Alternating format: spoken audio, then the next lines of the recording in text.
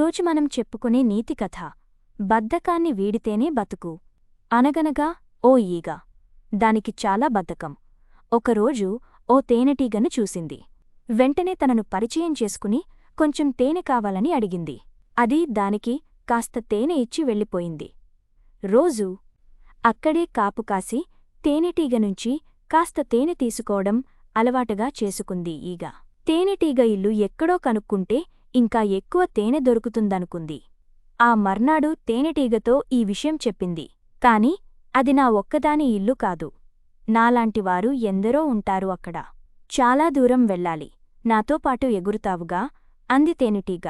ఇద్దరం వెళ్లేది ఒక్కచోటికే కదా. నీ వీపు ఎక్కి కూర్చుంటాలే అంది ఈగ. సరేనని ఈగను తన వీపుమీద ఎక్కించుకుని దూసుకుపోయింది తేనెటీగ. అలా వెళ్ళాక ఒక చెట్టు కొమ్మకు వేలాడుతున్న తేనెపట్టుమీద వాలింది. తెచ్చిన తేనె ఇచ్చేసి వస్తాను అని వెళ్ళిపోయిన తేనెటీగ తోటివాళ్లతో కలిసి ఈగను మర్చిపోయింది. కాసేపటికి ఏయ్, నువ్వెవరు? ఇక్కడికి ఎలా వచ్చావు అని నిలదీస్తూ దాడి చేశాయి మిగతా తేనెటీగలు. కాసేపటికి ఈగ స్నేహితురాలైన తేనెటీగ వచ్చి వాటిని ఆపింది. దీనికి మహాబద్ధకం.